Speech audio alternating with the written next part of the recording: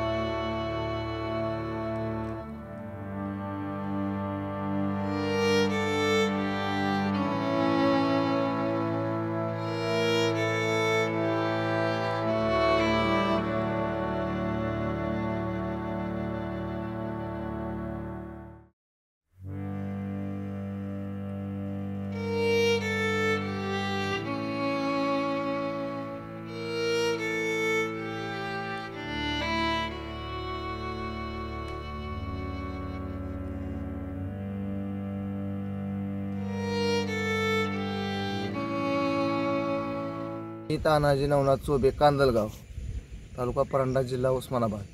ही माझी शेती कांद्याची आहे। ही 2 एकर मी 2दा लावला। पाक पाण्यानं नुकसानकी होऊन गेले। शासनाचं काय कोणी अजून माणूस आलेला नाही, तरी सरकारनं दुष्काळ ही जाहीर करावा उस्मानाबाद जिल्ह्याकरिता। अजून बरेच तुरी गेल्या, त्या सोयाबीन गेलं, उडीद गेलाय, समजा गेलेलं आहे माझं। त्याच्यामुळं शासनानं थोडं गांभीर्यानं लक्ष देऊन दुष्काळ ही उस्मानाबाद जिल्ह्याला जाहीर करावा, ही नम्र विनंती माझी शेतकऱ्याची। जर आमच्याकडे पाऊसच बंद नाही ना, ती माफ आहे ती बोमकडा 22 किलोमीटर आहे, ते आहे टँगाला।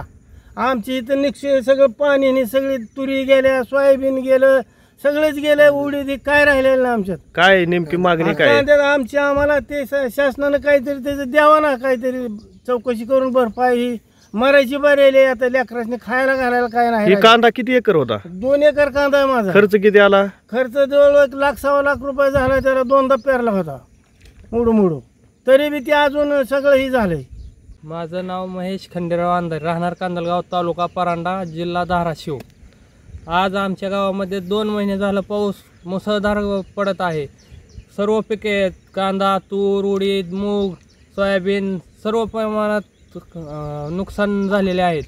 तरी शासनाला माझे आपल्या मीडियाच्या माध्यमातून एकच विनंती आहे की सरसंगट अनुदान आम्हाला मिळण्यात यावे, कारण की पंचनामे करायला सुद्धा गरज राहील नाही। कुठं पण गेले तहसीलदार किंवा जिल्हाधिकारी यांनी कांदलगावमध्ये एक भेट देऊन पाहणी करावी। कुठं जरी गेलं तरी प्रत्येक पीक वाया गेलेलं आहे, कुठलंही पीक असं आलेलं नाही व्यवस्थित। सर्वांनी शासनाने सरसंगट अनुदान देण्यात यावे, एवढीच आमची विनंती आहे। Brought to you by NBC bearing, भारताची पहिली बेअरिंग उत्पादक।